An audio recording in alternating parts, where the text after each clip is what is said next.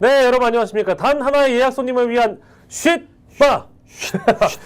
손님들의 인생 이야기부터 정치 현안들까지 탈탈 털어보는 유일무이한 와인바죠. 오늘도 화려하게 영업을 열어보도록 하겠습니다. 오늘도 법잘알 박지훈 형님, 갓잘알 김용민 형님과 함께하겠습니다. 안녕하십니까. 아, 공천 시즌 아니겠습니까? 네. 공천. 요즘 왜 이렇게 시끄러워요? 시끄럽게 만드는 거예요. 언론이? 예. 제가 이제 방송을 좀 하다 보니까 네. 우리 또 용민이 형은 또 공중파 지상파에 나오지 못하기 때문에 그 분위기 알려드릴게요. 형님. 그렇습니다. 예. 형님은 19금 평론가. 유튜브에서 네. 형님이 원하는 사람들하고 19금만 하고 있잖아요. 예, 예. 저는 뭐 올 네. 시청할 수 있는 글 봤을 때 좋겠다. 뭐 좋진 않지만 네. 공천 얘기를 해서 뭔가 주의를 끌어야 되거든. 시선을 돌려야 돼요? 예. 아니 뭐 시선 돌린다기보다는 네. 어떻게 공천하든지 간에 비판을 했을 것 같아요. 지금 분위기는 이제 민주당한테 이제 이 손가락질 가는 상황이고, 네. 저는 이제 개인적으로는 공천이 마무리가 되면 네. 시간 꽤 많이 남아서 40일, 네. 30일 이상 남았기 그쵸, 때문에 그쵸. 공천 얘기는 더는 진행은 안 될 것 같아요. 이슈가 바뀔 것이다. 어쨌든 지금 뭐 민주당 공천 상황을 언론이 너무 이제 부각시켜가지고 그쵸. 좀 과도하게 보도하고 있다는 말씀. 그건 확실해요. 그건 확실하다. 그거 근데 확실하다. 한결의 경향까지도 달려들었던데요? 민주당 공천이 잘못됐다고 얘기하는데 한번 묻고 싶습니다. 그럼 어떻게 해야 돼요? 현역 기득권 다 인정해주고 과거에 자기들이 그렇게 비판했던 친문 패권주의라고 해서 그렇게 비판했던 친문들 다 공천 주고 그래야 합니까? 그게 옳은 공천이에요? 바른 공천이에요? 공천 혁신을 하려고 그렇게 해서 지금 시스템대로 돌리고 있는데 뭐 이재명이 지멋대로 공천한다? 이거 그럴 수도 어디 없고. 근거도 없어 사실. 그냥 하는 소리예요. 그러니까 재미로 계속.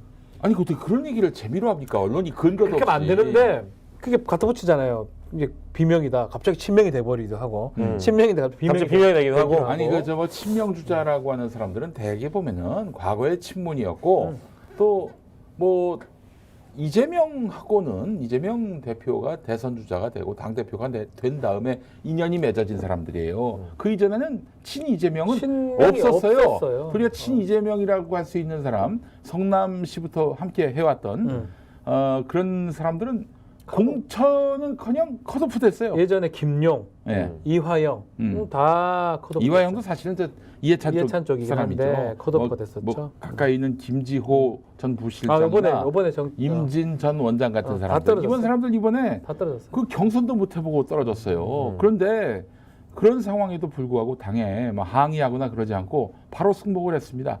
이 친명은 정말 그 사람들의 경우는 찐명은 횡사를 했습니다. 비명 행사가 아니라 찐명 행사예요. 이런 사례도 분명히 있는데 언론은 그건 얘기 안 하잖아. 전혀 보도를 안 합니다.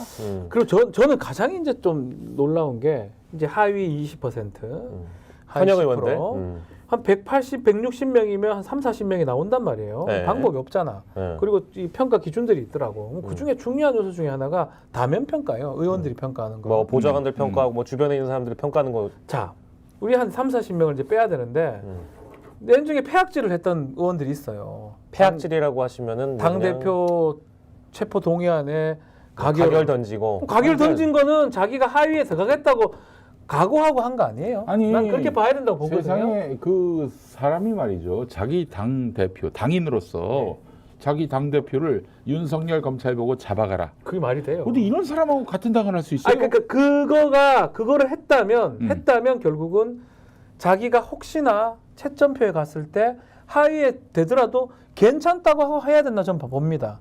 그 지금 30명이나 뭐 좋다고 지가 10% 커밍아웃하는 걔들 국회의원들 보면 네. 다 그 사람들이에요. 제가 봤을 때는 뭐 창피한 줄 알아야지 그걸 왜 합니까?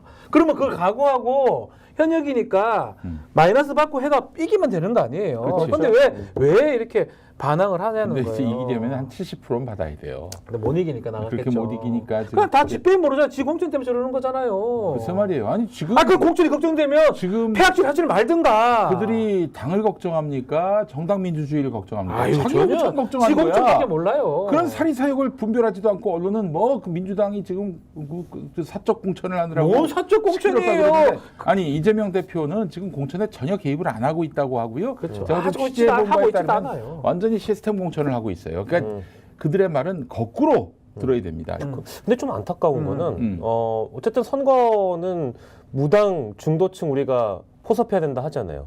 근데 언론에서 보도하는 거 보면 뭐 물론 민주당 공천을 비판하는 거는 별개로 여론조사를 안타깝죠. 근거로 안타깝죠. 예. 공천을 이렇게 하니까 여론조사가 떨어지는 거 아니냐라고 이렇게 엮어가지고 설명을 하던데 이거를 그건 좀 다른 건가? 이거를 저 미담으로 만들면 얼마든지 미담으로 만들 수 있고요. 근데 우리 언론은 이재명 대표의 민주당에 대해서 미담을 할 아무런 마음의 동기도 없고 그럴 의지도 없습니다.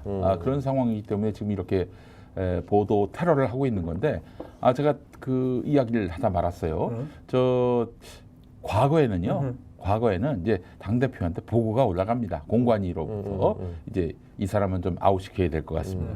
딱 보고 이게 좀 이 사람 만만치 않은 사람이다 싶으면은 네. 그 사람 또는 그 사람의 그 계보의 수장한테 네. 연락을 해가지고 네. 이번에 좀 미달 점수가 나왔습니다. 네. 그런데 뭐 또 지금 미달 점수에 있는 사람 어떤 사람을 좀 살리고 어떤 사람은 좀 날려야 될 것 같습니다.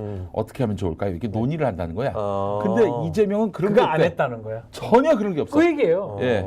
예컨대 개파 수장들이 있단 말이야. 뭐 이렇게 하면 김근태계 뭐 전대협이면 GT. 전대협, 뭐 저- GT계 뭐 그러면 엄밀히 말하면 김구태계는 지금 인재근 의원이지. 굳이 말하면 네. DJ 때도 그러고 노무현 때도 그랬다라고 하면서 하는 말이 뭐냐면 그 DJ 재앙적 총재였잖아요. DJ도 한 5명 이렇게 배분해주고 네. 10명 배분해주고 네. 1명 빼는 대신에 너희 누구 넣고 네.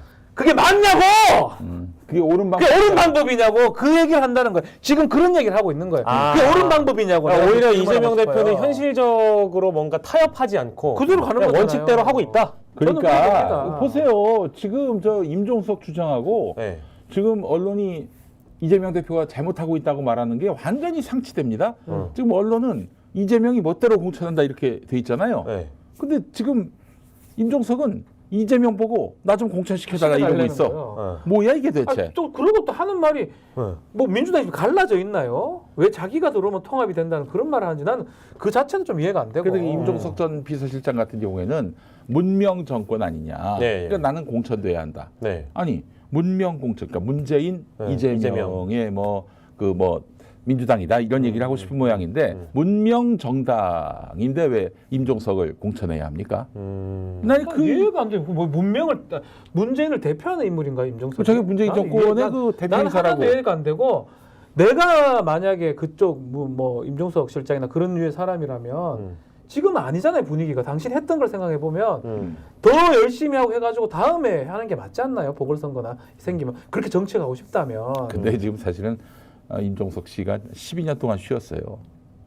오래됐죠. 뭘 그러니까 12년 쉬었어요. 아니, 재선이- 12년 총선부터 안 나왔어. 했잖아. 비서실장 에이. 뭐 서울 의원. 국회의원은 안 했지. 나는 한 번도 안 했어요. 너는 왜 비교를 하니까? 그러니까 똑같은 거야. 내가 지금 그딴 소리 하는 거 나는 한 번도 똑같은 당선이 된 적도 거야. 형님은 없습니다. 한 번 나가 떨어졌잖아. 그리고 12년간 안 나가고 있잖아. 그렇습니다. 예. 그거랑 똑같은 얘기예요. 왜 자기 기준이냐고. 뭐가 중요하냐고 그게. 그러니까 이제 난 납득할 수가 임종석 없습니다. 전 비서실장은 제가 뭐 여러 군데서 얘기했는데 20대 때 전대협 의장을 했죠. 30대 때 이제 국회의원 했고 DJ가 발탁해서 40대 때는 박원순 시장의 서울시에서 부시장을 했고 50대 때는 문재인 대통령의 청와대에서 비서실장하고. 비서실장을 했습니다. 다 했네. 10년에 한 번씩 대박이 잘했다. 났어 인생에. 아이고 잘 됐습니다. 이런 관운이 없어요. 이런 관운이 그래, 없어. 맞아요. 아니 그러면은 사실은 정말 내가 많은 혜택을 입고 여기까지 왔다라고 생각을 해야 되는데 내일 모레 저 환갑인 양반이 아직도 특혜를 달라고 저러고 있어요 지금. 뭐야 이게 도대체. 설사 좀 억울해도 이거 받아들여야지. 왜냐하면 지금 상황이 윤석열 정부 그 심판 그것도 해야 되고 할 일이 네. 태사인데 네. 여기서 왜 삐약삐약거리고 앉아 있고 자기 공천 달라고 기자회견을 하질 않나. 네. 이 왕십역. 나는 이해가 안 됩니다. 왕십역 앞에서 뭐 그냥 그 지지자들 모여가지고 막 뭔데요 자기가 그림 만들려고 했다가 그 저기 항의당하고 그랬던 것 같아요. 막 그냥 아니 당신 저 윤석열한테 한마디 했었냐 김건희한테 한마디라도 했었냐 이런 질타를 받았어요. 왜 그렇지? 또 지금이라도 돌이켜 보세요. 문명이고 명문이고 나발이고 간에 내가 어떻게 하면 진짜로 하고 싶은 정치를 더 할 수 있는지 스스로를 돌이켜 보세요. 이제 지금 이른바 수박 정치인들은 말이죠. 지금 언론뽕에 도취됐어요. 전혀 지금 민주당 아니 저는 지지자들 언론이 네. 일부 도와주고 있다는 것도 저는 느낌이 듭니다. 민주당에 대해서 적대적인 언론들 보도만 보면은 자기들이 잘하는 것 같아. 그렇지. 왜냐하면 조중동은 기본적으로 적대적이고 이 국민의힘 쪽에 이제 좋게 해야 되는데 하기에 딱 맞거든. 반대로 돼 있기 때문에. 그렇기 때문에 하고 있는데 그 사람들 감아 보면 우리 계속 얘기를 하지만 뭐 민주주의를 얘기를 합니까? 뭘 얘기를 합니까? 내가 공천 받고 싶은 거야. 나이도 젊은데 나 아직 60도 안 됐는데 한 3번 4번 하고 싶고 더 하고 싶거든. 진짜 징그러워 죽겠네 진짜로. 내가 공천을 못 받는 것이 뭐 민주당의 사당화다. 뭐 혹은 지금 그 정당 민주주의의 파괴다 이렇게 얘기하고 있는데 야 역시 이게 진짜 정말 대박이야. 대박이야. 정치뽕은 정말 무서운 거예요. 그러면 폐악질 하지 말든가. 아니 일단은 기본적으로 지금 이재명 당대표의 내가 이상한가? 내가 이상하나? 10.77%의 민주당원이 찍은 당대표 대가리 치려고 하는 사람을 그럼 누가 그거 좋아하겠어요? 그러니까 차라리 저 누구야 이원욱이나 네. 김종민이나 저 누구야 조응천. 조응천 이런 나가는 사람들은 게? 이런 사람들은 제가 봤을 때는요. 네. 지금 그 자기 공천 줄지도 모르니까 가만히 앉아 있다가 네. 그래서 공천 받으면 조용히 지낼 그런 인간들보다는 한 120%. 그 욕하시더라. 그 세 네. 분이 네. 그 중에 누구 욕하더라. 그러니까 아직 안 나가고 기다리고 있다가 그 나오면 모양새 안 좋지라고 조홍천은 또 욕을 하시더라고. 그러니까 제가 봤을 땐 그 세 명 네. 아예 공천을 안 줄 것으로 예상을 하고 예. 아니 체질적으로 이재명이 싫어서 따로 나간 사람들은 저는 오히려 순수한 사람들이에요? 그분들은 뭐 저기 묽은 똥은 아니고 된똥 정도는 된다. 나머지는 설사. 묽은 똥은 너무 심하잖아. 자신들이 선택하고 자신들이 결정한 거예요. 그걸 갖고 왜 이상한 뭐 시스템이 뭐 아니지 뭐 사천이네 이상한 소리를 하고 있어. 제가 일부 언론 보니까 어떤 조간은 그렇게 썼던데 이제 이러다가 이제 서른 나갔잖아요. 서른 나갔고 이제 탈당 러시 일어날 거라는 식으로 이렇게 막 기원을 하는 것 같더라고. 근데 그놈들 그분들이 네. 정말 민주주의를 생각하면 네. 그런 건데 네. 다시 공천 받고 국회의원 되는 게 목표인 잘 사람들이잖아요. 보세요. 그러니까 난 안 나간다고 봅니다. 안 나가죠. 나가봤자 안 되니까. 그 뭐 탈당은 자기 마음이다라고 이재명 대표가 얘기했습니다. 네, 맞아요. 그런 이재명 대표가 그런 탈당 러시에 대해서 두려워할까요? 뭘 두려워해? 다 나가라 그래요. 네. 나갈 테면 나가라 이거예요. 네. 오히려 나가야 돼요. 오히려 나갈 사람이 이제 나는 없겠네요. 그리고 그러면. 일부 뭐 고민정 최고위원이나 네. 그렇게 반기를 들면 본인도 공천권 반납해야 되는 거 아닌가 싶고 아니 지금 공천이 잘못됐다면 자기가 공천 받은 것도 되죠. 잘못된 거 아니야. 논리상 나가면 되죠. 그렇잖아. 뭐 걱정합니까? 아니 우리는 이런 얘기 할 수 있잖아. 우리는 공천하고 상관도 없는 사람이고 우리 객관적으로 봤을 때 그렇다고 아이라 그러면 아이라 하시고. 근데 전 이 임종석 전 실장과 관련된 문제에서 제가 되게 주시하고 있는 인물이 있거든요. 홍익표 원내대표는 어떤 위치에 서 있는 사람이에요? 친구요. 누구 친구? 종석이 친구. 종석이 친구? 종석이 친구인데 게다가 당- 한양대 동문.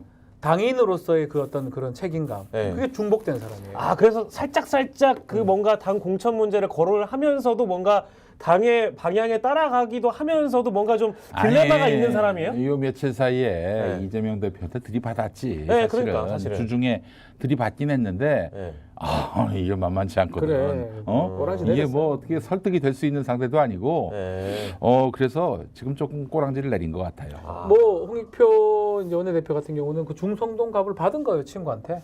임종석이 가면서 16, 17하고 18때 넘겨준 거, 18, 19 넘겨준 거잖아요. 그런 의미에서 본인이 이제 다시 돌려주고 싶다는 생각을 하고 있는데 니네 지역구냐 거기가! 웃겨 죽겠다 진짜. 아니 다이묘니 다이묘! 임종석 씨는 은평을에 한번 나간 적이 있었죠. 2016년에. 그렇죠. 그랬다가 나가래 하스피털 강한테 아주 강병원? 강병원에서 다 시원하게 발렸어요. 네. 그러니까 이게 자기 지역구를 떠나 딴 데 가면은 저 굉장히 안 되니까. 손해 볼 것이라는 트라우마가 있는 것 같아. 네. 그래서 다시 고향으로 기어 들어왔는데 네.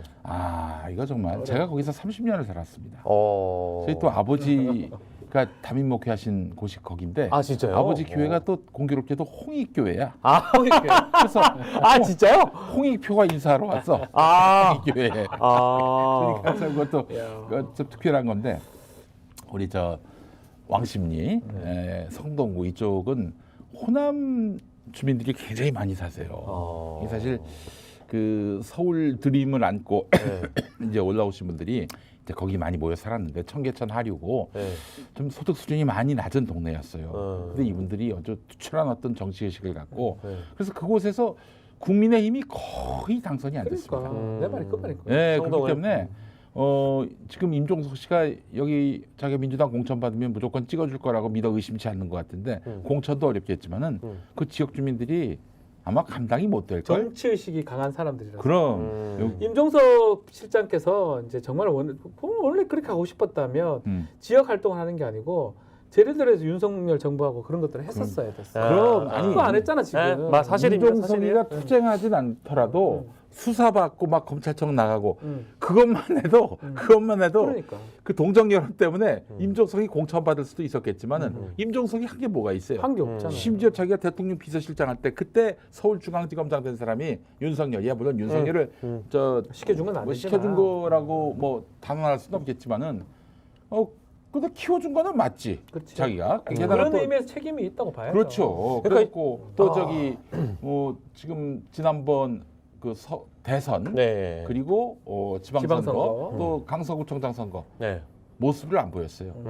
뭘 했다고? 한 게 없어. 한 게 없어. 근데 실제로 저는 이게 뭐 염치라는 표현을 써도 될지 모르겠지만 그 한 집권 2년 차에 접어든 윤석열 정부의 지난 기간 동안 이번에 민주당 공천 받으려고 한 사람들 중에 뭔가 정권과 각싸워서 잘 싸웠던 사람들 이런 분들이 잘 보이지는 않아요. 그러니까 이제 내가 정치하려고 없어요. 공천 달라고 얘기하는 분들 중에는 이런 분들은 좀 염치가 없다 하는 그 부류가 방금 말씀하신 이제 그런 부류의 인물들이 몇몇 보인다는 거죠. 최소한 용해인 의원의 발톱을 아, 맞아요, 나간 맞아요, 사람이 맞아요. 있을까요? 네, 네. 용해인은 뭐 지금 뭐 하고 이걸 떠나가지고 예. 제가 시사 방송을 계속 진행을 하고 네. 뭐 많은 것들을 보면서 네. 얼마나 많은 정치인들하고 민주당 정치인들 뭐 얘기를 나눠봤겠습니까? 네. 제대로 각을 세운 사람이 몇 명 있었다고요? 거의 사실은. 없었지.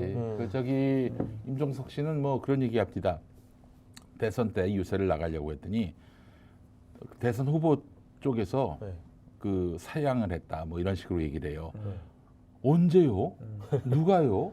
그때는 바둑이의 두 발도 참 그렇죠. 필요했던 때였어요. 고양이 손도 그렇지. 빌려야 되는데. 그런 때였는데 임종석이가 나온다. 고맙지. 아, 연락된 규지. 가서 근데 하면 되지 뭘 그거를 그리고 뭐 사실 뭐 무슨 뭐 양탄자를 깔아줘야 돼? 그냥 가서 마이크 잡으면 될 거 아닙니까? 그게 뭐 대단히 어려운 일입니까? 무슨 뭐 시험을 보고 하는 일은 아니잖아요. 맞아요, 그게. 맞아요. 근데 그 결국에는 뭐 서울 광주에서 하려고 했는데 뭐 그쪽에서 난색을 피해서 안 했다 그러는데 그 얘기는 결국 나는 대선 때 아무 일도 안 했다. 안 했다잖아요. 이걸 자인하는 거예요. 그래서 네. 한 만큼 공천으로 돌아오는 거고요. 저는 그렇게 봅니다. 그리고 나아가서 저는 배려라고 봐요. 송파인지 뭐 어딘지 주기로 했다는 거잖아요. 하지도 않았는데 그래도 배려를 해준 거잖아요. 네. 그럼 거기 가서 자기가 잘 싸울 생각을 해야 돼요. 네. 실제로는. 네. 아니 뭐, 지금 완전히 나 여기 앉으면 뭐 저기 뭐 그냥 땡깡 놓겠다. 지금 이러고 있는 거 아니에요? 그럼 나는 광주 줘. 응? 나 광주 서구 줘. 이거 똑같은 거야. 나 광주 줘. 나는 대전죠. 나는 춘천조. 춘천은 굉장히 어려운 곳이구나. 나나 경북 의성 줘. 섬지구나. 경북 의성 청송 군이 100% 근데 이제 네. 우리 형님들이 굉장히 이번 뭐 언론도 보고 또 민주당 상황도 보고 이제 민주당 내부에서 반발하는 분들도 보면서 굉장히 답답하셨나 봐요. 네. 답답해요. 그 두 분의 어떤 분노가 느껴지는 수다였고 아니 근데 그 국민의힘 얘기도 좀 해봐요. 국민의힘 공천은 무소음이에요? 처음에 문제 없어요? 아니요. 나 처음에 국민의힘 공천 우리가 예측하기로는 네. 제일 힘든 게 국민의힘 공천이 될 것이다. 국민의 사람들 특징이 뭐냐면 민주당도 똑같지만 인간이 똑같아요. 네. 민주당은 공천 받기 전까지 막 지랄하는 스타일이고 국민의힘은 가만히 있다가 공천 떨어지잖아요. 네. 막 하는 그런 사람들이 많아요. 네. 그래서 제가 이제 예측하기는 국민의힘은 어쩔 수 없이 윤석열 어떤 공천이 사람들 될 해야 것이다. 되니까 네, 네. 언젠간 터질 것이라 하는데 와 이게 네. 사랑의 힘으로 극복이 되나 이게 파워 브러브 음. 야 모든 게 지금 29일 뒤로 미뤄진 거잖아요 상황이 그렇죠. 거기에다가 지금 현역 불패입니다 아직까지 예, 현역 맞습니다. 아무도 안 져요 예, 네네. 뭐 이제 경선에서 몇 명 졌지만 네. 그 현역들도 보면 전복민은 나도 나갈 줄 알았고 안 될 줄 알았어요 장혜찬은 이겼더만 네. 그런 걸 봤을 때는 장해찬은 또 건핵관 아니겠습니까? 건핵관이죠 건핵관. 우리 예찬이. 우리 예찬이 우리 예찬이. 그런 걸 봤을 때는 국민의힘의 공천은 네. 정말 뭐 자연스럽고 뭐 부드럽고 뭐 어쩌고 저쩌고 뭐 하는데 뭐 감동 얘기도 하는데 네. 제가 봤을 때는 이게 본선 갔을 때 네. 지난번 선거랑 똑같은 사람만 오는 거거든요. 그렇죠, 그렇죠. 저는 경쟁력이 매우 약하다고 봅니다. 아니 사실은 우리가 예측하기로는 그 국민의힘이 싹 갈리고 네. 그리고 그럴 검사 출신 윤핵관, 용핵관들이 대거 낙하산 타고 내려갈 것이다. 네. 원래 계획은 그랬는데 네. 요 디올백 때문에 네. 사랑이 특히 사랑이랄까? 저기 김건희 도이치모터스 특검 와. 요것도 재의결을 해야 될 상황에서 네. 만약에 15명 이상 이탈표 나오면 그렇지 이거 되면은 그냥 네. 그들이 감당할 수 없으니까. 반란표를 던지면은 이 특검이 이제 발의가 된 것이 네. 결국 통과가 되는데 네. 그런 일을 막아야겠다 해서 네. 황급하게 그냥 현역들 재공천을 준 걸로 네. 가닥이 잡힌 거예요. 네. 근데 민주당은 지금 이재명 대표가 주도적으로 뭔가를 바꾸려고 하잖아요. 네. 시스템 공천으로. 그러니까 이거를 또 미화시키면 안 되기 때문에 네. 이걸 갖고 당내 분란, 갈등, 프레임을 뒤집어 씌워가지고 네. 이쪽은 질서 있는 어떤 공천, 저쪽은 무질서한 시끄러운 그 갈등, 공천. 게다가 또 이재명 대표가 악마화됐으니까 네. 저 악마가 저 당을 사유하려고 사천. 한다. 네. 이런 식으로 프레임을 뒤집어 씌워가지고 완전히 지금 총선 전국을 그 왜곡을 시키고 있어요. 근데 저는 걱정할 필요가 없다고 생각이 들어요. 뭐 그렇게 하든지 간에 결국 이제 본선이 된다 그러면 정권 심판론이 아니냐로 결국 회귀됩니다. 윤석열 대통령이 다시 돌아올 수밖에 없고 그렇게 되면 이제 민주당 지지도도 지금 좀 내려가 있지만 전반적으로 다 그렇죠. 올라갈 것이고 그렇게 평가하신다는 올라- 40일 남았는데. 그리고 전반적으로 또 윤석열 만약에 공천이 잘못돼 가지고 네. 막 흐트러지는 모습이 보인다면 민주당 지지하는 사람들이 투표장에 대거 나올 가능성이 높아요. 저는 반대로 생각하거든요. 왜냐하면 정권 심판들이 되게 높기 때문에 네. 잘못하다가는 민주당 폭망하겠구나. 질 수 있다. 나라도 나가서 빨리 찍어야 되겠다. 오히려 더 결집한다? 한단 말이에요. 어. 그래서 그런 거까지 생각을 해보면 오히려 지금 상황이 국민의힘 안심을 하는 것 같아요. 그러니까 언론이 누구 편을 제대로 들어주는지 모르겠지만 사실 이렇게 선거라는 게 이렇게 국면이 왔다 갔다 하잖아요. 이렇게 네. 물결이 찰랑찰랑 쳐야 되는데 네. 국면으로 봤을 때는 지금 이렇게 다운돼 있는 게 훨씬 낫고요. 네. 국민의힘은 좀 자만해가지고 네. 결국 사랑의 힘으로 계속 그런 애들 공천해주고 네. 해주고 이 민주당은 새로운 사람 그리고 이재명에 의한 뭐 그런 공천이 된 다음에 다음에 본선에 갔을 때는 그 국면상 유리하지 않을까 저는 개인적으로 보고 있습니다. 그러니까 저도 여기에 좀 더해서 지금 상황이 2010년 지방선거와 많이 닮았다. 네. 2010년 지방선거. 2010년 기억나십니까 우리 우리 박영식 앵커님? 그때 한명숙. 한명숙, 오세훈, 오세훈 서울시장 나왔었는데 네. 그때 선거 직전의 여론조사 결과를 보면은 거의 20%포인트 격차예요. 예, 이거는 한마디로 그 뭐 오차범위 밖은 말할 것도 없고 네. 이미 뭐 너무나 그 패색이 짙어진 거 아니겠습니까? 한명숙 그렇죠. 후보가. 근데 결국 결과는 어떻게 나왔어요? 0.6%인가 4%인가? 소수점대 예 그런 격차였어요. 그 뭐예요? 그 여론조사가 잘못됐다는 거 아닙니까? 그렇죠. 그러면 여론조사를 한 언론이 네. 한겨레인데 한겨레가 오세훈 당선을 위해서 뭐 노력했다? 그렇게 보긴 좀 어렵잖아요. 네, 그렇죠, 그렇죠. 그 결국에는 뭐였냐면은 네. 당시에는 뭐 여론조사가 지금처럼 정밀하지 전화에서 못하지만 유선 전화. 예, 정밀하지 못했지만은 네, 유선 네. 전화가 많았고 네. 그 당시만 해도 네. 뭐가 있었냐면은 네. 천안함 사건이 있었어요. 그래서 온 나라가 공안 정국이었고 그래서 민주당 점퍼 입고 다닌 후보들이 돌 맞고 그래서 욕 듣는 건 차라리 신사지 돌을 맞고 그랬어요. 굉장히 분위기가 삼엄했고 네. 게다가 또 이명박 정권 때라서 언론이 장악됐고 그러니까 국민들이 굉장히 그 두려워했었어요. 그 여론조사에서 자기 어떤 정치적 뜻을 밝히기 굉장히 어려워했다고요. 네, 네. 그러다 보니까 여론조사가 왜곡되게 오염되게 이렇게 그 표본이 잡힐 수밖에 없었지. 응답을 하지 않으니까 민주당 지지층들이 그리고 그래서 결국은 그 이제 이 어떻게 보면 결집이 좀 된 거예요. 그렇죠. 그래서 뭐 무슨 서울시장이나 또 당시 경기지사는 한나라당이 됐지만은 그러나 시의회 도의회는 거의 뭐 민주당이 압도적으로 됐어요. 민주당이 다 차지를 했거든요. 사실 그래서 구청장도 2012년 시장도. 선거도 좋다고 봤었는데. 그렇죠, 형. 2012년 선거. 예. 그때 이제 좋다고 봤다고. 좀 그 안타까운 전망이. 예. 그거 2010년 선거 그러니까 2012년 선거도 이길 것이다. 이제 민주당이 이제 네. 그러는데 와 근데 아니 그러니까 그래서 그때 그 김용민 의원이 네. 낙선하고 그 다음 선거에 재도전을 해서 성공한 거 아니겠습니까? 김용민 의원께서. 이제 이름은 같지만 그죠? 네. 그래서 나는 오늘 또 어느 방송에 라디오에서 이제 죄송해요 형 정말 죄송해요. 하여튼 그 선거를 바꾼 공천 그때 나 선거를 완전 획기적으로 바꾼 그 공천 형 얘기를 항상 나오더라. 누가 해? 장성철이 김준일이라든가. 아니, 뭐. 김준일이는 가급적 내 얘기하지 말라고 그래. 나하고 사이도 안 좋은데 말이야. 김준일. 그래. 저는 좀 조심스러운 얘기지만 저는 뭐 형 때문에 그렇게 됐다고 보지 않습니다.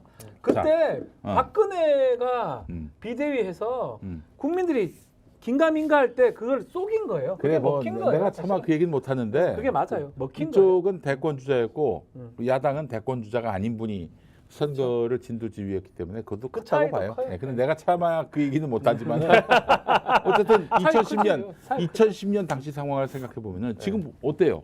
그때하고 거의 유사해요. 못할 게 없어. 네. 그 지금이. 지금 언론 지형을 보면 아니 언론 지역도 그렇지만은 뭔 비판적인 얘기만 하면 입 막고 사지 들고 나가는데. 그렇죠. 이 꼬라지를 보고 어떤 유권자가 지금 이 상황에서 다시 정권 심판론이냐 정권 지원론이냐 이런 거를 물어봤을 때 한 20일 뒤에 똑같은 질문을 던지면 과연 그래도 민주당 심판해야 돼 이러겠어요. 답하기 어렵죠. 네. 40일 지났어도 그 민주당 심판론 글쎄요. 이거는 뭐 2012년에 이명박 심판론을 두르고 김용민 심판론이 힘을 얻었다. 이 말만큼 참 황당한 얘기입니다. 네, 아무튼 뭐 이 공천이라는 게 어떤 정당이 덜 시끄럽냐를 짚는 게 아니라 어떤 정당이 더 혁신적이고 개혁적이고 쇄신을 하는 공천이냐를 짚어야 되는데 그렇지. 지금 상황은 언론들이 자 누가 조용한가 누가 더 조용한가 덜 조용한가만 부각시키고 있다라는 점은 매우 잘못됐다라고. 그러니까 그만 할 때는 그 국면 자체가 저는 그래요. 뭐 예컨대 작년 2020년 선거 때 네. 아니면 뭐 그게 이런 어떤 분란 자체가 그만 할 때는 그런 게 필요합니다. 막 분란이 일어나는 쪽이 더 불리하죠. 네. 예컨대. 네. 그러니까 지금 같은 경우는 정권 심판론이 월등히 높은 상황이라면 네. 이런 걸 암만 얘기해봤자 아니, 크게 효과를 발휘할 수가 없을 것 정권 같아요. 심판론 그 뭐 부정 평가가 55% 밑으로 아직도 안 내려가고 있어요. 그럼요. 네, 그럼요. 이런 애는 변화가 없습니다. 극도의 이제 부정을 하는 사람들이 55% 이상이란 말이에요. 이 사람들 어떻게 할 건데? 똘똘 뭉쳤어. 이걸 어떻게 막을 거냐고. 2022년 7월부터 그 구조가 바뀌지 않고 있어요. 이런 상황에서 공천을 뭐 어쩌고 저쩌고 암만 얘기해봤자 중간에 물결 같은 거죠. 전투를 하다 보면 전쟁을 하다 보면 전투 한 번 지고 할 수는 있지만 크게 전쟁을 봤을 때는 이 큰 물결이 결국 지금 국민의힘은 2차 대전에서 독일인데 네네. 이 연합군인데 민주당은 쪼매난 전투에서 하나 이겼을 뿐이에요. 그렇게 보는 게 맞아요. 결국에는 이제 뭐 구도 프레임 자체가? 어떤 이런 그 정권을 비판하는 의식을 갖고 있는 유권자들을 어떻게 좀 갈라놓을 것이냐. 그리고 이제 프레임 싸움인 것 같은데 최근에 등장한 역사 프레임이 있습니다. 역사 프레임이 뭐냐면 근대사 중에 이승만 전 대통령을 이거 이제 이따 얘기하겠습니다만 이승만 전 대통령을 주제로 한 영화가 있어. 바로 건국 전쟁인데 이게 최근에 100만을 돌파했어요. 어이구 많이 버네. 그래서 100만 돌파하고 뭐 국민의힘에서는 심지어 이 영화 보기 운동까지 할 정도로 한 걸로 알고 있습니다만. 대형 교회가 특히. 예, 대형 교회 같은 것도 이제 집단 단체 관객들이 많이 가서 보셔가지고 이제 100만이 된 것 같은데 내일이 또 그 3.1절이라 가지고 오늘 저희가 이 손님을 모시고 역사 얘기 또 해보려고 예. 하나의 또 프레임으로 선거 프레임으로 작용하고 있는 건 아닌가라는 생각이 들어서요 모시고 이승만 이야기 좀 해보도록 하겠습니다. 역사 잘 알 전우용 교수님 모시겠습니다. 교수님 반갑습니다. 전우용. 뭐 제 이름을 이렇게 열심히 연호를 하십니까? 저는 그런 거 그게 이승만 숭배의 아유 죄송합니다. 그래서 그러면 저희가 기반이 되는 거죠. 예, 저희가 3창은 안 하겠습니다. 전두환 때 대통령 찬가는 들어봤는데 예. 이승만 찬가도 있지 않았습니까? 이승만 찬가는 여러 종류가 있어요. 여러 종류가 있었어요. 여러 번 만들어졌고 예. 심지어 그 3.15 부정선거 예. 그때는 선거 포스터에 예. 대놓고 국부 이승만 이렇게 아 써놓고 국부? 국부라고. 국부. 나라의 아버지. 국부. 오해를 했습니다. 죄송합니다. 조심하십시오. 그렇게 써놓을 정도였었죠. 참. 우리 역사상 이제 현대 해방 이후에 민족의 태양 사실은 뭐 왕조 시대에는 그런 말이 없었고 네. 민족의 태양이라는 찬사를 받은 사람이 몇 있어요. 네. 하나가 이승만, 네. 가장 먼저 김일성도 나왔고요. 있는 거잖아요. 두 번째가 김일성. 아, 뭐 잠깐 나왔다가 들어가는 게 이제 세 번째가 박정희. 박정희. 그리고 잘 알려지진 않았는데 예. 중앙고등학교 교정에 가면은 김성수 동상이 있어요. 인천 김성수. 예, 어. 그 밑에 민족의 태양이라고 이제 써 있죠. 그래요? 너무 좀 부담스럽지 않나요? 그 네 사람 말고는 민족의 태양이라는 호칭을 받은 사람이 없죠. 아. 공통점이 김성수 씨는 빼고 네. 뭐 학교 창립자니까 학생들이 뭐 그쪽 동상 그래도 그 무슨 세웠으니까 학교 창립했다고 민족의 태양이 되니까 너무 나머지 과한 세 것 사람의 특징이 전부 독재자라는 아. 데 있죠. 네, 참으로 저희가 시적절하게 이제 이런 역사 얘기들을 두루두루 좀 나눠보려고 건국전쟁 얘기도 좀 하면서 말씀 나눌 건데 역사가 또 어찌됐든 지금 또 어떤 형태로든 2024년에 이승만 돌아오고 있어요? 전 대통령이 얘기가 나오면서 반복되는 것 같습니다. 그래서 오늘의 웰컴주는 역사는 반복되주를 드리겠습니다. 반복되주. 네, 이제 웰컴주 드리고 있거든요. 우리 또 저 전우영 우리 선생님은 또 이런 그 일제강점기 역사의 뭐 전문가시죠. 나머지도 전문가시지만은 네. 특히 그 분야는 최고시죠. 툭 치면 나와요. 사실. 네. 아니 그래서 이거 단도직입적으로 저희 이 자리에서 건국전쟁을 보신 분이 있습니까? 저 못 봤어. 안 볼 거야. 못 봐. 교수님도 안 보셨죠? 그게 뭔지를 아는데 굳이 발을 들여놓는 거야. 아니 그러면 좋습니다. 똥인 줄 알고 밟는 사람이 어디 있어? 알겠습니다. 그 똥인지 된장인지 굳이 찍어 먹어 봐야 아니야 이제 이 말씀이신데 근데 아까 잠깐 얘기했습니다만 아무리 뭐 단체 관객 동원하고 뭐 정당에서 이 영화 진짜 좋은 영화라고 얘기를 한다고 하더라도 아니 100만 명 돌파한 거는 의미 있는 거 아니야? 라고 얘기하시는 분들도 더러 있는 것 같은데요. 의미가 있죠. 예, 어떤 의미가 있습니까? 우리 사회에 참 이상한 사람들이 그 정도 되는구나. 아. 아마 독도는 일본 땅이냐라는 질문을 던져도 100만 명 가까이 100만 좀 명 가까이. 일본 땅이라고 그럴 거예요. 5천만 국민 중에 100만 명이? 맞아요. 그 수는 또 이승만 정권 때 비명 행사한 예. 한국인 숫자, 그러니까 군인 포함하면 아이고, 비슷하네요. 이제 그 정도 숫자랑 비슷하죠. 민간인. 민간인 한 사망자가 뭐 적게 잡으면 한 이제 30만 정도, 많이 잡으면 50만까지 이렇게 나오는 정도니까. 예. 어느 정도 이승만 얘기는 사실 역사 평가가 끝났다고 저는 생각이 들거든요. 끝났죠. 우리 저희- 헌법에 1987년 헌법에 그러니까 이 4.19를 개정한다는 그렇죠. 얘기는 이제 5.16 쿠데타 음. 직후 나온 삼공화국 헌법에 처음 들어가요. 4.19 2년 후이고 박정희가 4.19 이후에 이제 들어선 민주당 정권을 뒤집고 쿠데타를 일으키긴 했지만 그래서 4.19의 정당성을 부정할 수는 없었어요. 그렇죠. 그래서 5.16은 오히려 4.19를 제대로 개정하는 거다. 음. 이렇게 주장하고 싶어서 삼공화국 헌법 전문에는 4.19 및 5.19 이념을 개정한다 이렇게 써놨어요. 네. 박정희 뜻과도 배치되는 거예요. 그렇죠. 이승만 띄우기가. 그리고 이제 87년 헌법 때는 그것도 여야 합의로 만들어진 거죠. 민정당이 주도해서 만들었어요. 네. 그렇지. 당연히 맞아요. 다수당이니까 그때는 그거를 좀 더 명확히 해서 불의에 항거한 4.19 민주이념을 개정한다. 이렇게 우리가 써놨단 이승만이 되는 거예요. 당연히 이승만은 여야 합의로 국민적 합의로 불의로 확정을 한 거예요. 헌법에. 대한민국 헌법은 이미 이승만은 불의다라고 하는 정신에 기초해서 만들어진 것이고 그거를 거부하는 것은 헌법을 부정하는 행위죠. 네. 아니 그 슬금슬금 박정희를 그 우상화하더니 이제는 이승만 우상화까지 한단 말이죠. 주로 조선일보류의 뉴라이트들이 이런 분위기를 만들어 가고 있는데 이렇게 해서 자기들이 도움될 게 뭐가 있을까요? 아니, 게다가 망인인 사람을. 게다가 최근에 뭐 KBS에서도 이 영화 띄우기를 직접적으로 해줬어요. 그러니까요. 실제로. 도움되는 것이 뭐냐? 네. 이승만이 뭘 했냐? 네. 따져보면 돼요. 음. 첫째, 해방 이후 최초로 분단 체제 수립을 언급했고 또 그걸 실천했어요. 그러니까 분단 반공 이데올로기의 상징인 거죠.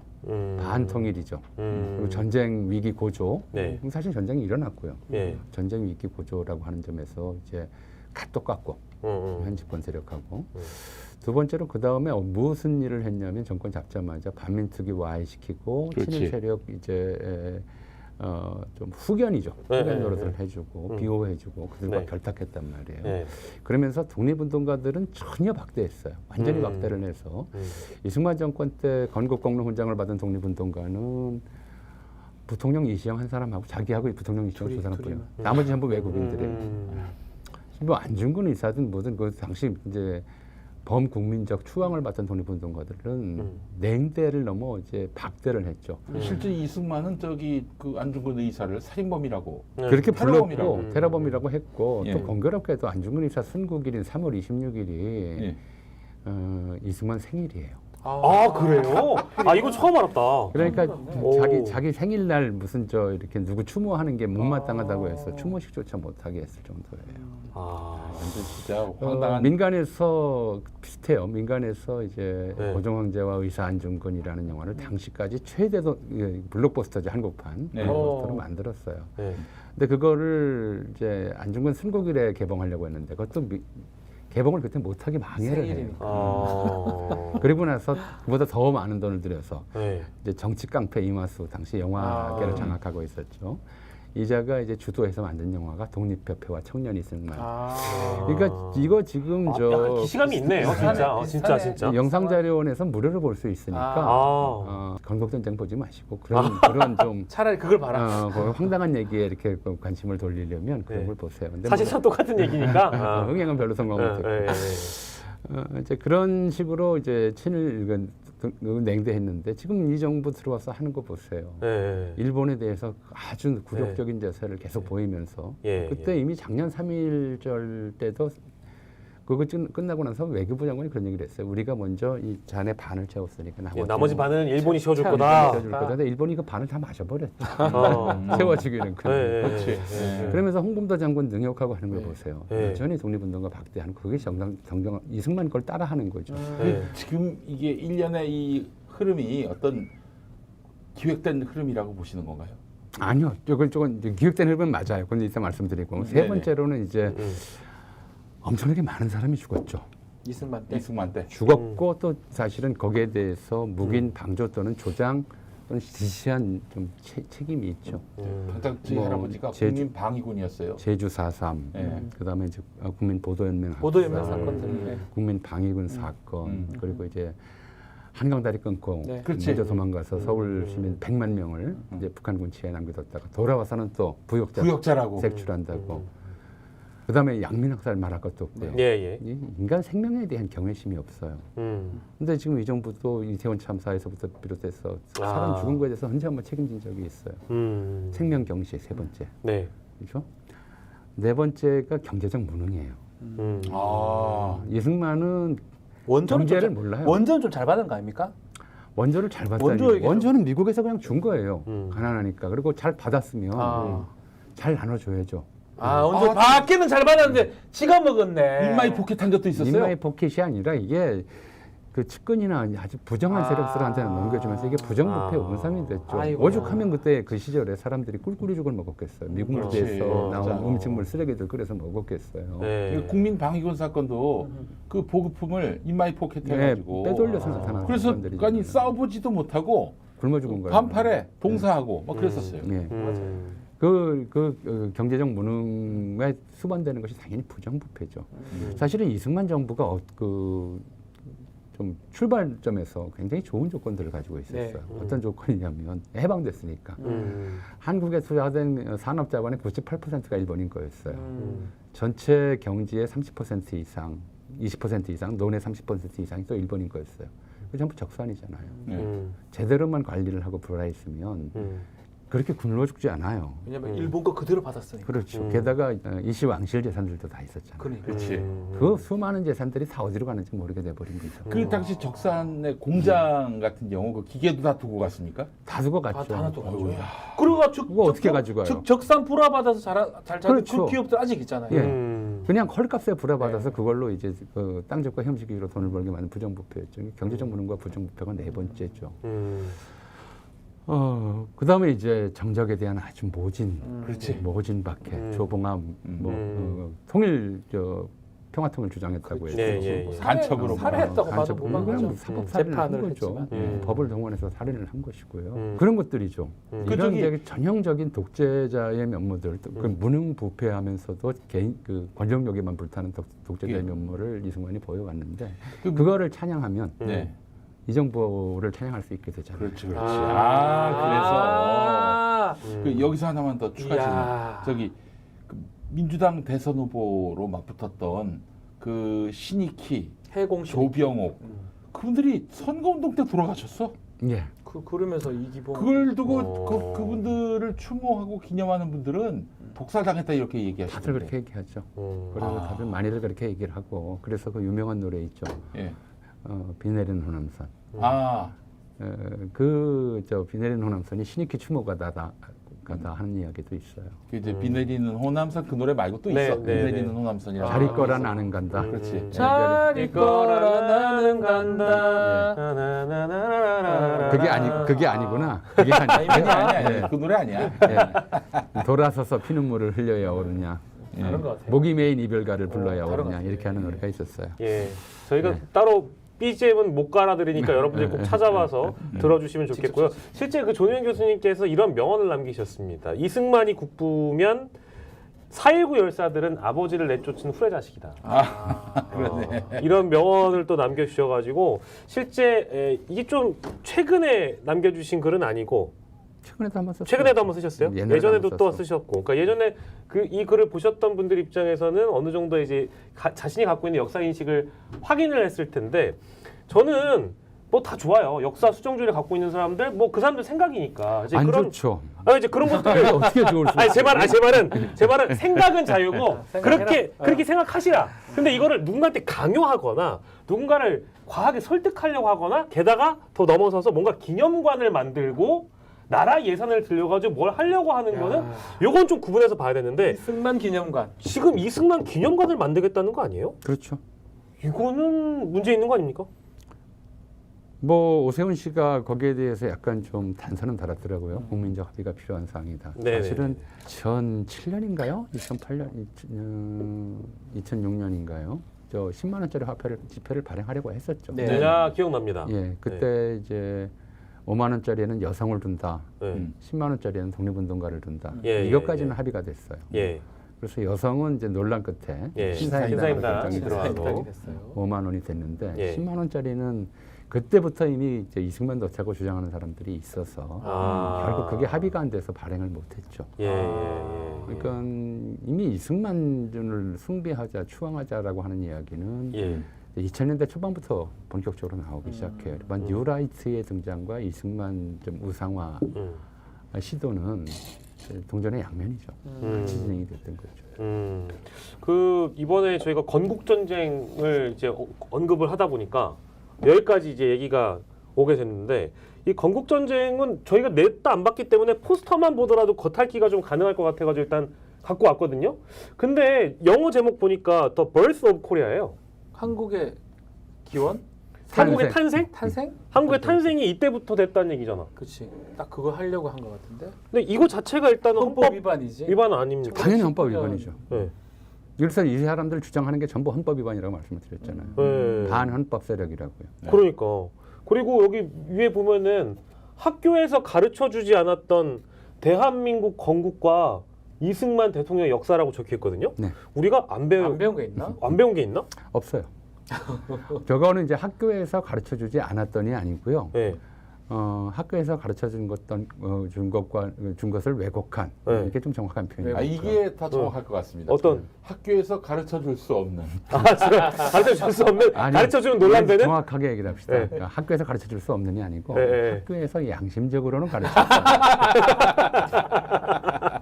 그래서 요것도 그렇지만 여기 보면은 뭐 이제 쭉 밑에 도와주신 분들이 있어요. 네. 제작진들이겠죠? 예. 근데 여기에 보면은 스토리 어드바이저라고 있거든요. 그 아, 스토리 이제 이 영화를 만드는데 뭔가 좀 조언을 해주신 분들, 뭐 역사가라고 주장하시는 분들이겠죠. 근데 여기 이름이 이렇게 적혀 있습니다. 유명하신 분 있네요. 류석춘, 이호, 음. 우리 저기 전용 선생님 친구분들인가요? 아니면 아시는 누가요? 분들?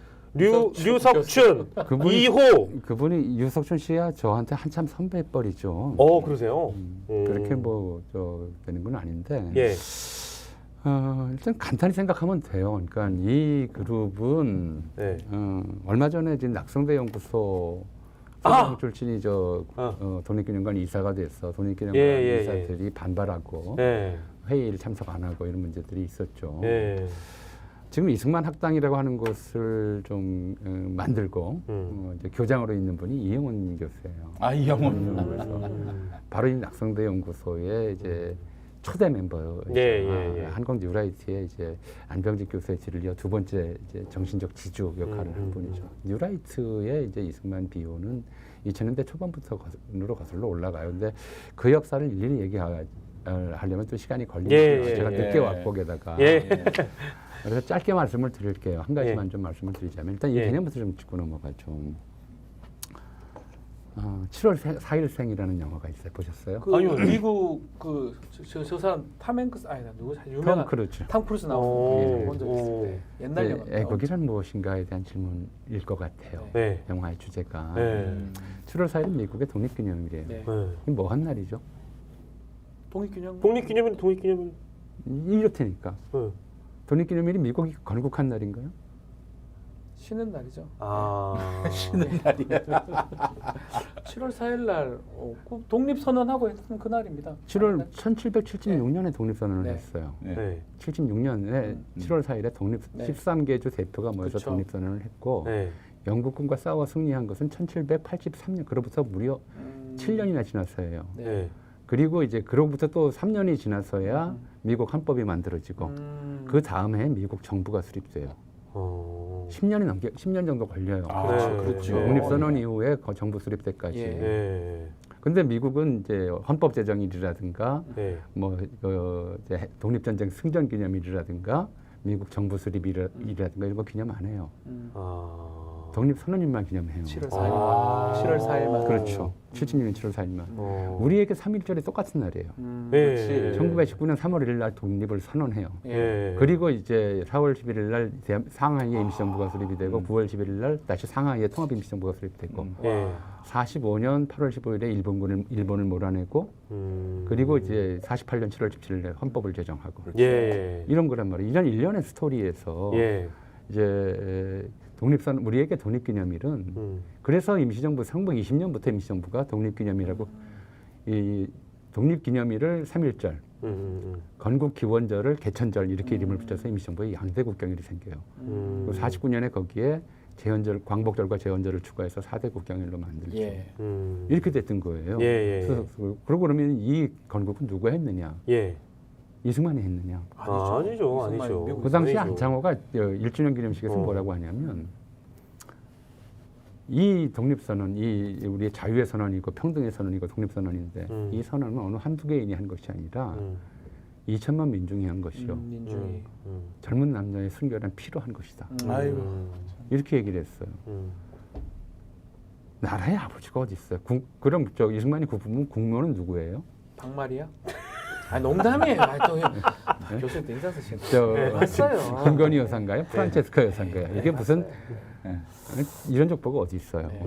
원래 이게 왕조 시대의 왕과 왕비에 쓰던 호칭이에요. 그렇죠. 아니 대한민국이 말이죠. 만약에 대한제국을 복비역했다면은 대한민국이 아니지. 근데 일찌감치 우리는 민주공화국으로 가려고 마음 먹었고 그걸 표방해서 3.1운동이 이루어진 거 아닙니까? 그렇죠. 교수님? 아니 이 사람들이 말로는 뭐 북한하고는 정 다르고 자유민주주의를 얘기하면서 어버이 수령을 가진 북한이 부러웠나 봐요. 건국의 아버지니 국분이 이런 말들을 쓰는 걸 보면 네. 이건 좀 터무니없는 얘기죠. 민주공화국의 이념하고 전혀 맞질 않아요. 왕조 시대의 사고방식이고 예. 우리나라는 정말 2천만 조상들의 피와 눈물로 만든 나라예요. 근데 독립운동가들 말이 만든 것이 아니고 네. 모두가 함께 만든 나라라고 이렇게 봐야죠. 그러면은 교수님 지금 결국에는 이승만의 명예 회복을 위해서 뛰고 있는 사람들, 뉴라이트들 이들이 대부분 안병직도 그렇고 이영훈도 그렇고 과거에는 나름 민주화 운동을 했었던 사람으로 알고 있거든요. 깊이 들어가려면 좀 복잡해지죠. 그런데 어쨌든 그러니까 왜 2000년 전으로 해서 완벽하게 90년대 중반에 이제 이 사람들 좀 사회주의 경향이었죠. 주사파 방법론적으로는 막스레닌주의에 입각해 있었고 게다가 또 일본의 이른바 이제 강좌파 노동파 논쟁 같은 것들을 이제 30년대에 있었던 이른바 사회주의 내부 논쟁에서 좀 잘 아시는 분들이었고요. 그렇게 연구를 하다가 1990년 접어들면서 소련 붕괴하고 중국과 수교하고 그리고 북한이 굉장히 어려워지고 오랫동안 사회주의 붕괴. 사회주의권 전체가 이제 붕괴하면서 북한과 교역하던 상대국들이 이제 교육 관계가 끊어지고 이런 상태에서 북한의 실상 그때의 실상을 본 거죠. 참혹한 실상이죠. 굶어 죽고 막 사람들이 이러는 상황들. 그리고 이제 그렇게 보면서 전향을 이제 단체로 전향을 하는데 전향이 자본주의가 최고다. 거기까지는 제가 그 전향까지는 뭐 이해할 수 있어요. 그런데 최고인데 그러다 보니까 네. 이 한국 자본주의의 은인이 누구냐? 네. 그럼 뭐 은혜를 왜 찾아요? 그러니까 은인을 찾다 보니까 친일파한테 거슬러 올라가는 거예요. 일본한테 거슬러 올라가는 거예요. 식민지 근대화론이 그래서 나오는 거죠. 한국이 경제 성장한 이유는 이제 아주 좀 단적으로 단순하게 생각을 하면 이래요.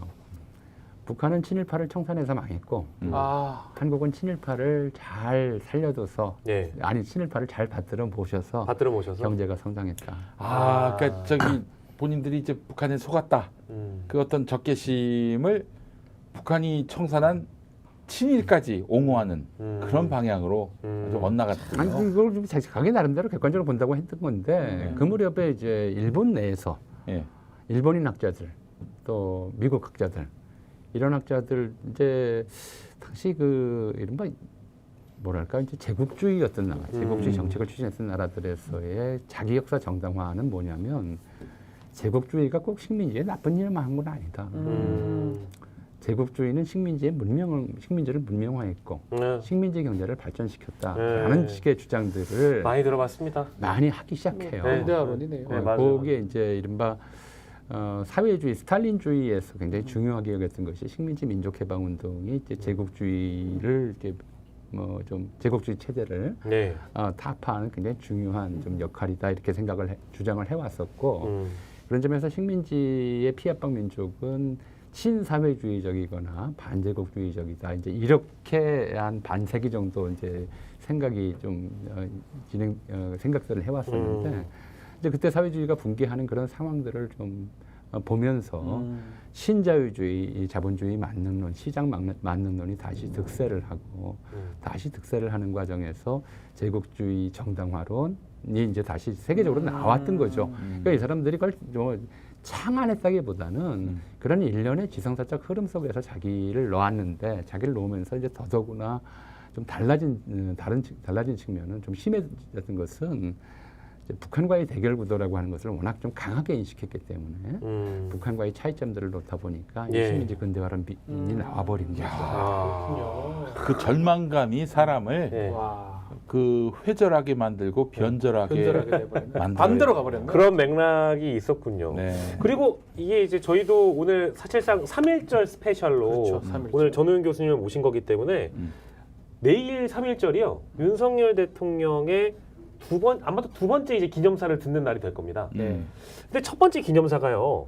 사실은 저도 좀 기억이 납니다만 세계화의 역사 변화에 제대로 준비를 못했기 때문에 우리가 국권을 상실했다. 이제 이런 표현이 등장해가지고 그때 논란이 됐었거든요. 식민지 근대화론이야. 예, 예. 근데 이제 건국 전쟁도 나오고 또 이승만 띄우기가 있었기 때문에 내일 3.1절 기념사에서 이승만 얘기를 또 대통령은 언급하지 않을는가 싶어서 저는 할 것 같아요. 할까요? 할 것 같아요. 전 교수님은 어떻게 보세요? 뭐 그 내기를 걸지 내기를. 대한민국이 임시정부 초대 대통령이니까 할 수도 있는데 예. 저는 뭐 할지 안 할지 그게 중요하지는 않다고 봐요. 예. 문제는 윤석열 대통령과 그 연설문을 작성하는 대통령실 사람들이 예. 3.1절이 왜 국경일인지 모른다는 거예요. 아까 말씀하신 그 부분. 예, 우리 국민 대다수가 몰라요. 잊어버렸고 왜 3.1절인지 네. 우리가 그러니까 저 국경일에 절자 붙이는 거는 굉장히 오래된 동양적 관습이에요. 그래서 대한제국 때 처음 국경일을 제정했을 때 예. 경흥절, 만수성절, 개천기원절, 개국기원절 이런 이름들을 붙였고 네. 일제강점기에도 천장절, 지구절 뭐 이런 식의 이름들을 붙였어요.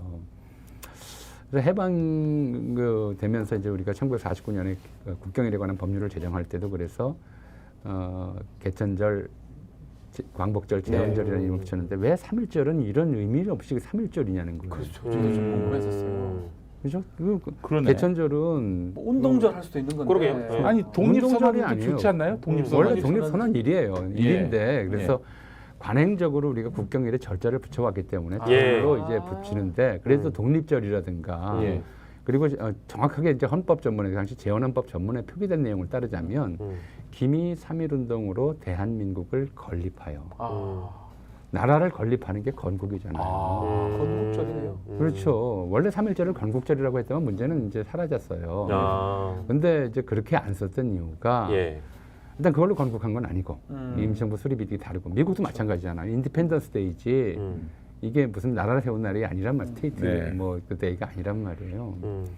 그러니까 이제 독립선언일로 하면서 이제 국경일다운 이름을 붙일 때 그냥 3.1절이라고 임시정부에서 붙여왔어요. 그리고 이 3.1절이라고 하는 말은 임시정부에서 쓰기 전에 미주의 안창호 등이 운영하던 신한민보에서 처음 이 말을 썼고요. 그러니까 미주 교민들하고 이제 중국의 임시정부 사람들은 3.1절이라는 말이 워낙 익숙했어요. 그러니까 그거를 이제 게다가 이게 정부 수립이라고 날짜가 다르니까 그냥 3.1절이라고 다들 아니까 쓴 거예요. 이게 건국절이에요, 사실은 한국에서. 그러네요. 대한민국 그러네요. 건국절이에요. 그러네요. 따로 만들자고 얘기하는 것 자체가 역시 반헌법적이에요. 그러네. 예.